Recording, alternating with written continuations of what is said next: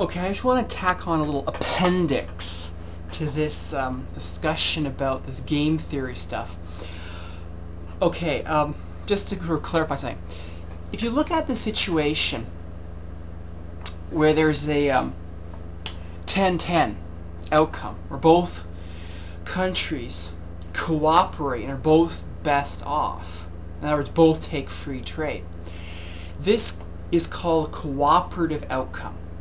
Okay? The problem here is that there is an incentive to cheat. Okay, assuming the other country at first doesn't. So take a look at what would happen. So we have a situation where both countries are at the free trade scenario, 10-10.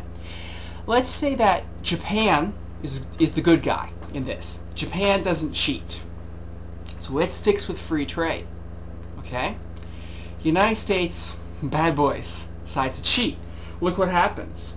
The United States now goes to protectionism. By cheating, I mean breaking away from free trade, going back to protectionism. Okay? That's what I mean by cheating. Cheating means cheating from the cooperative agreement of both doing free trade.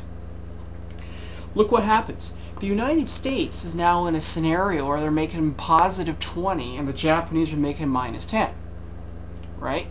But now look at it from the perspective of the Japanese. The Japanese now have seen that the Americans cheated. What is the incentive for the Japanese? Well, if they stay in this current situation, they're making minus 10. But if, on the other hand, the Japanese decide to cheat, in other words, they break away from free trade as well, they can go to the minus 5 scenario, right, to the minus 5, minus 5. In other words, there's an incentive. Instead of losing 10, they only lose 5. So what actually is happening here is that the minus 5, minus 5 scenario is actually called a Nash equilibrium, after John Nash, the guy in the movie that Russell Crowe played. Because that's the scenario where it would always go to. See, ideally, the cooperative solution of 10-10 is not stable.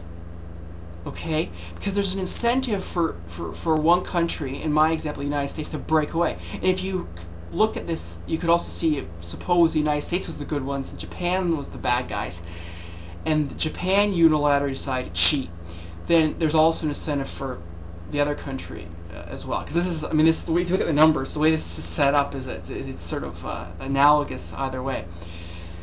So ultimately, this cooperative solution is unstable. The negative 5, both countries going to protectionism is the Nash equilibrium. It's the situation that where it all sort of stops. Okay? Where there's no, once you get to negative 5, there's no incentive to unilaterally change. Right? If let's say we're at the negative 5 outcome, if the United States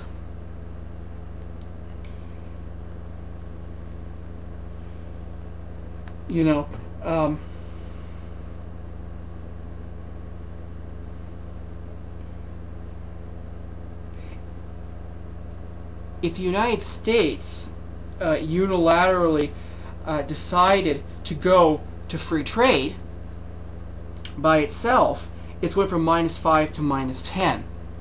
Okay? Right? Because Japan's still at the protectionism. So it's actually worse off.